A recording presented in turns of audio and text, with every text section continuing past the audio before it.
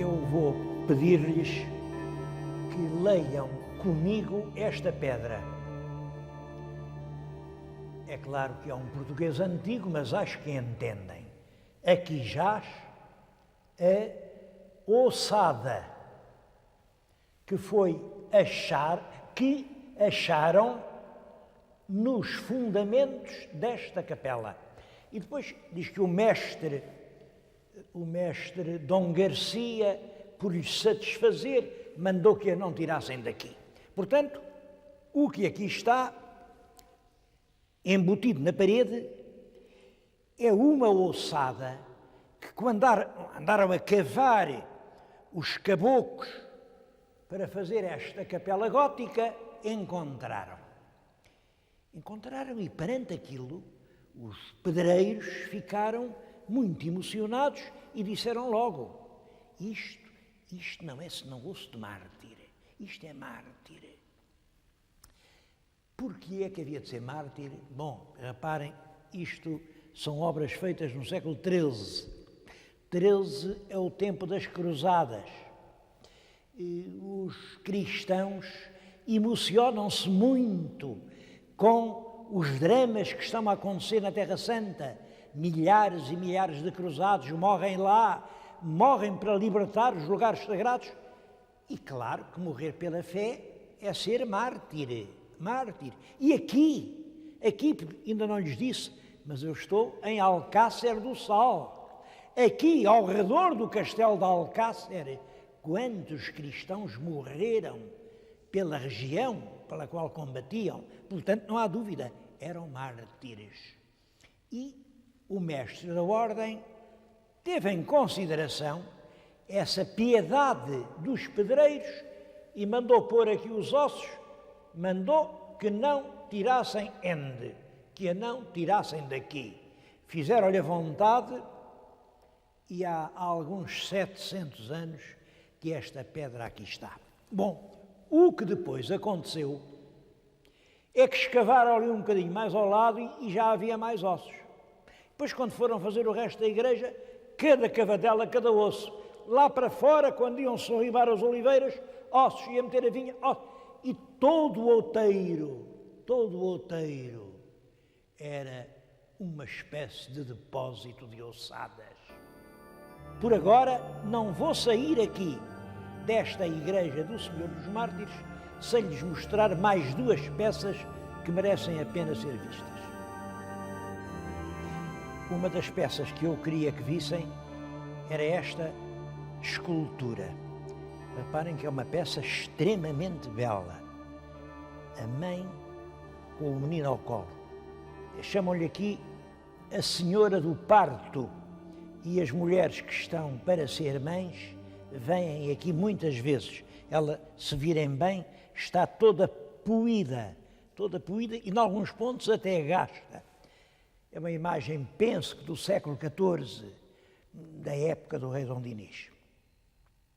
Uma outra curiosidade é esta caixa. Ela diz: Círio dos Marítimos de Setúbal, ano 1793. E tem realmente no interior um círio enorme. Um círio, claro, é uma grande vela de cera. Mas o que o círio tem de extraordinário é que tem um mistério. Isto era para arder todo ao pé da imagem, mas ele chegou aqui, não quis arder mais. Porquê? É que logo a seguir dizem que aqui tem bomba. Se o pavio lá chega, pum, rebentava a igreja e lá se ia o Senhor dos Mártires. Bom, é claro, eu não sei se tem bomba ou se não, mas naturalmente o que isto representa, este ano explica tudo. 1793 é um ano terrível em Portugal. É o ano em que os nossos soldados, os nossos rapazes vão para a Guerra do Roussillon contra a Revolução Francesa, e é um ano em que em tudo se suspeitam conjuras e traições contra o trono e o altar. Mas o Senhor dos Mártires escapou do atentado.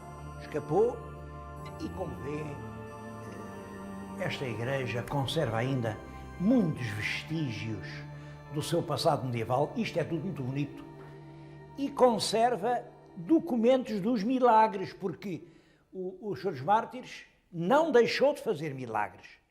Estão aqui os testemunhos verdadeiros, há milagres de tudo, milagres sobre pés,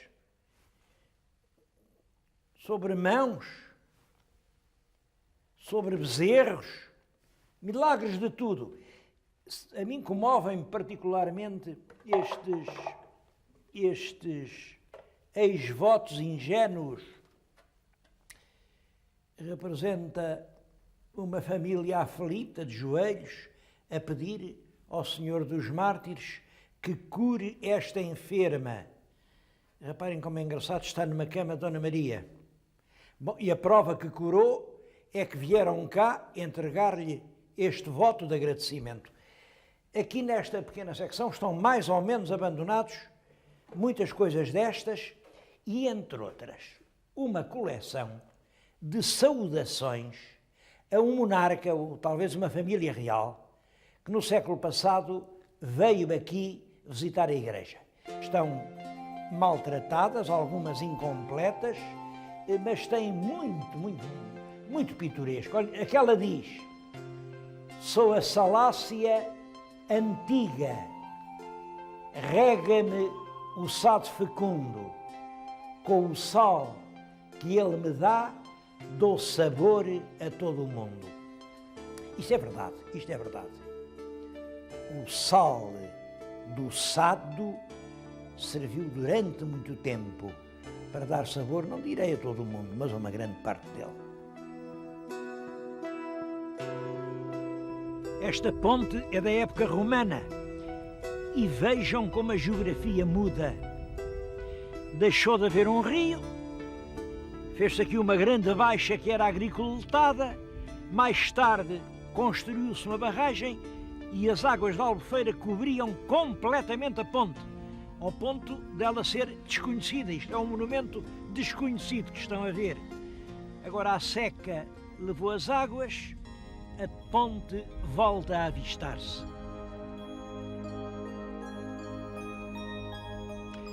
Aqueles ossos que os construtores da capela julgaram que eram de santos mártires, naturalmente seriam de qualquer destes mercadores vagabundos que vinham lá do fundo do Mediterrâneo à procura dos metais e a fazer, naturalmente, todas as brutalidades dos povos exploradores sobre os povos indígenas. E vejam lá, e acabou ali com fama de santo. É com essa antiquíssima ocupação humana que se ligam também os muros que estão agora a ver. Isto é nem mais nem menos que o que resta de uma aldeia fenícia, a única aldeia fenícia que existe no litoral atlântico da Europa. Eles chegaram até aqui, viveram aqui, eu estou a falar-lhes muito perto das margens do Rio Sado, e tiveram aqui uma povoação. Esta povoação dos fenícios e depois dos cartagineses foi a seguir ocupada pelos romanos. Como sabem, nas guerras púnicas, os romanos expulsaram os cartagineses da Península Ibérica e ocuparam os seus lugares. É por isso que aqui, no sopé desta colina da aldeia, se podem hoje ver muitos fornos. É uma instalação cerâmica para fazer objetos de barro. Um pormenor muito curioso é que as escavações trouxeram à luz este pequeno banco. É um banquinho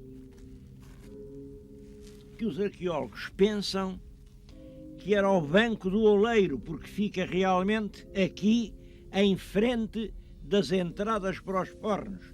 Portanto, terá sido este o pequeno banco em que se sentaram os oleiros que estavam a fazer ânforas.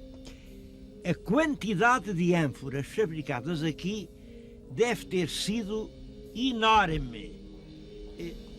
Todos estes montes à volta são fragmentos do seu conjunto, são milhões.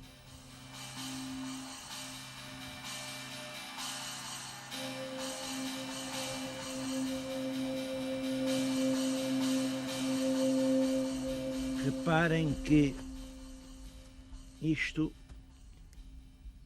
é a borda de uma ânfora ainda com uma pega. Isto é a parte, o bico, terminava a ânfora. Os romanos, nas suas vasilhas, terminavam com um bico, e isto tinha uma explicação. É que isto era enterrado na terra, em vez de cantareiras, como tem o nosso povo, isto enterrava-se na terra. Isto é o outro bico, outro. Uma asa de uma ânfora, um bocado, um bojo bastante grande, um gargalo. Bom, mas os objetos aqui são aos milhares e milhares. Esses caminhos, tudo isso são bocados de olaria romana. Em todo caso, há um ditado português que diz que gota a gota o mar se esgota. A mim impressiona-me que não haja aqui um guarda. Se cada português levar uma pedrinha, daqui a pouco tempo levaram 10 milhões de pedrinhas. E nessa altura da estação arqueológica resta o lugar. Não é nada que não tenha já acontecido noutros sítios.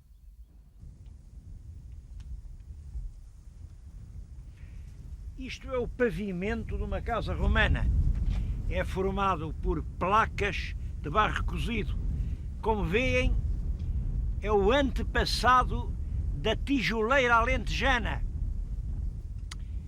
Tijoleira que ainda hoje é correntíssima nas casas do nosso Alentejo, é diretamente romana. Mas ficou uma pergunta de pé: para que é que os romanos queriam tanta ânfora, milhões de ânforas? Isso está ligado com todo o sistema da economia da região. Havia muito peixe, havia muito sal. Bom, isso tornava possível fazer preparados de peixe, patês de peixe, que se mandavam para Roma. Todos sabem que hoje está na moda, e está desde o século XIX, o caviar. O caviar é feito com as ovas do esturjão, e todo o mundo come caviar. Ora bem, essa pasta que se fabricava aqui no Sado, o garum, era o caviar dos antigos e teve um extraordinário êxito. Nós podemos justamente ter uma ideia das proporções da exportação por estes lugares, que têm milhares de toneladas de metros cúbicos com restos de ânforas partidas.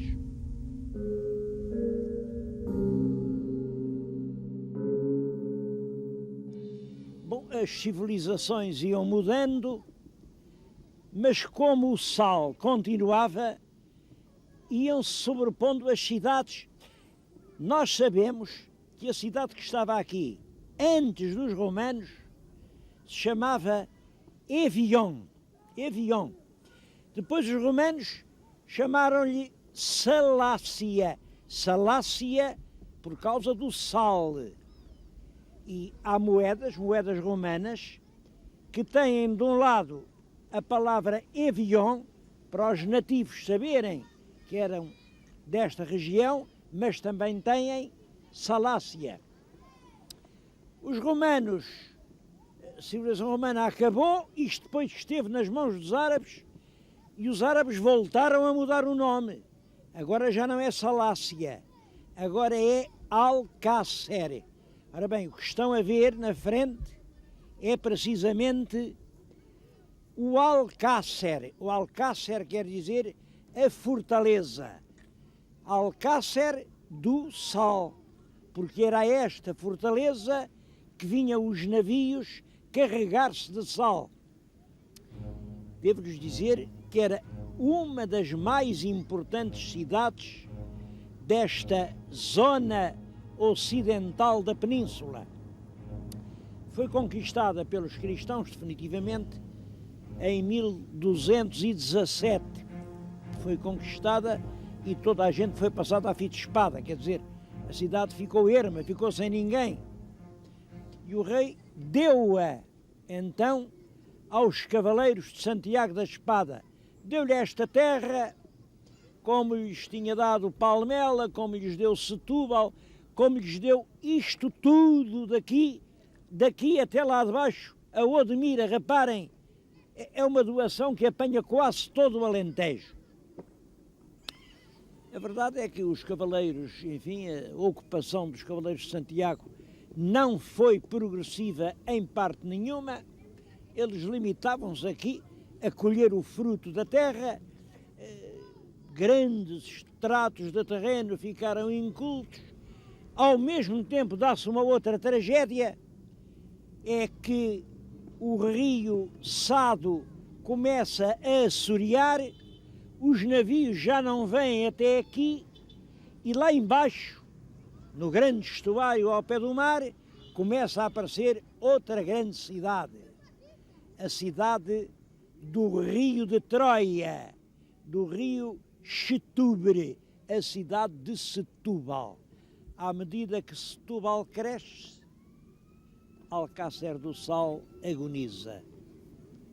Os pântanos faziam crescer mosquitos, os mosquitos comunicavam uma febre, e isto há 200 anos era pouco mais que um sombrio paúle onde as pessoas não gostavam de viver. O Herculano ainda dá uma ideia disso, diz que era uma terra a agonizar. Não era, e a prova é que quando a técnica moderna conseguiu acabar com os mosquitos e com as sezões, a terra voltou a florescer. E hoje, Alcácer do Sal é outra vez uma terra sadia, bonita e progressiva. Bom, é claro, progressiva a gente tem que sempre pensar e qual é hoje a grande riqueza de Alcácer. Isso é um problema.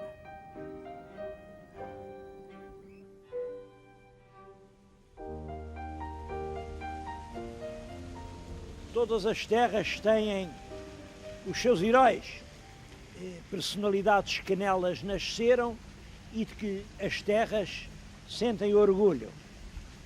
Aqui em Alcácer é o caso de Pedro Nunes. O doutor Pedro Nunes assinou várias vezes desta forma. Pedro Nunes, salaciense. Salaciense quer dizer habitante da cidade que no tempo dos romanos se chamava Salácia.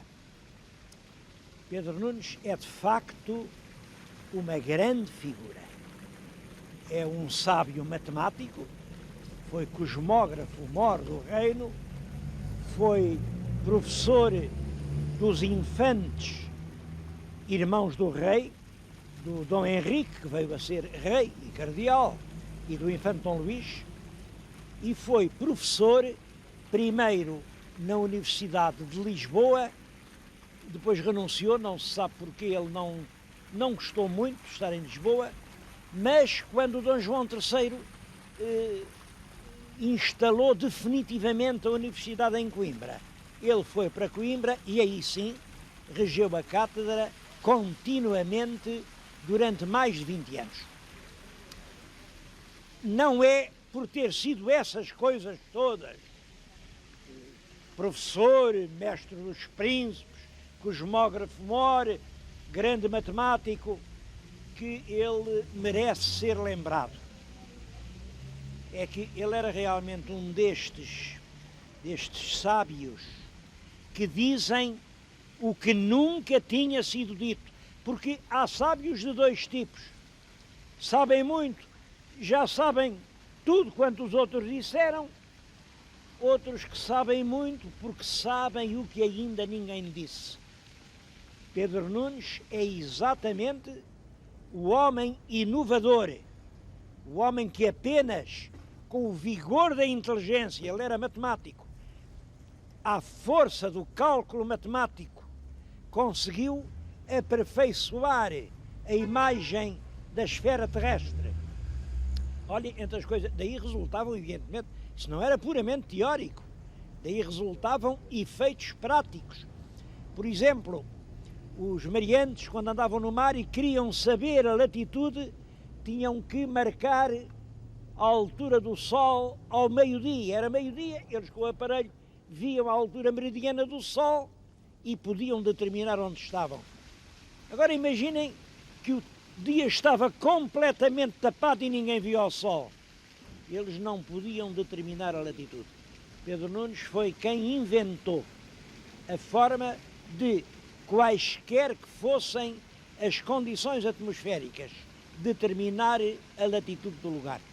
E fez outras descobertas que, sobre a própria forma do globo esférico. Foi um homem que fez andar a ciência para a frente. Eu achei importante falar de Pedro Nunes porque liga-se com o Pedro Nunes a forma como eu quero acabar este programa.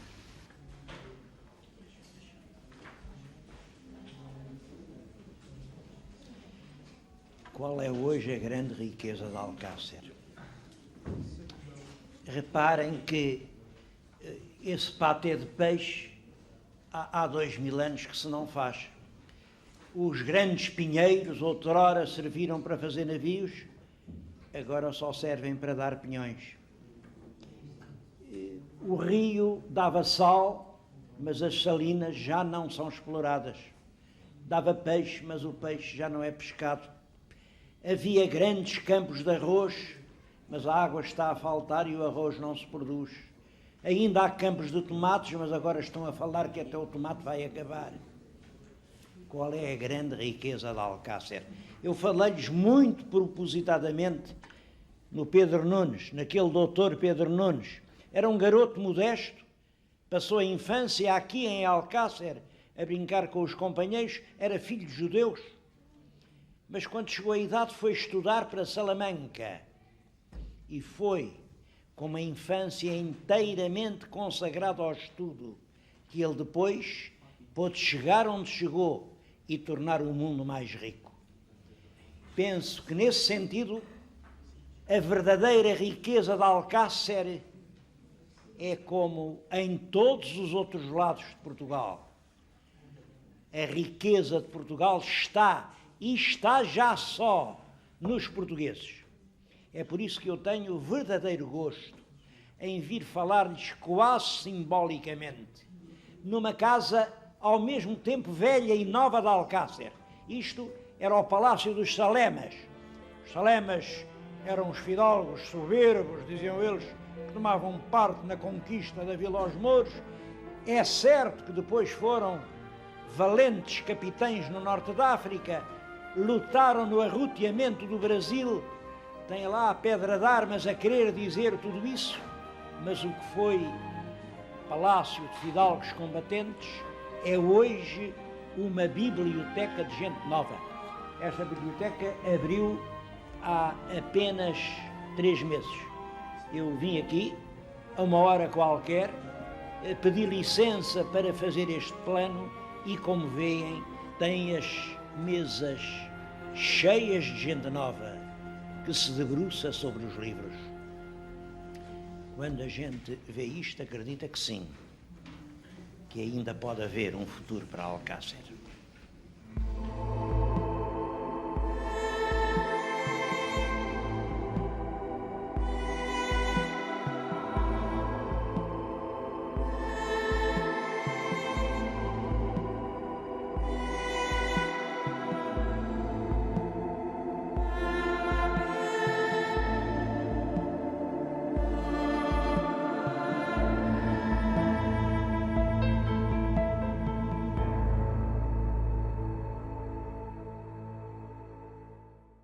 Música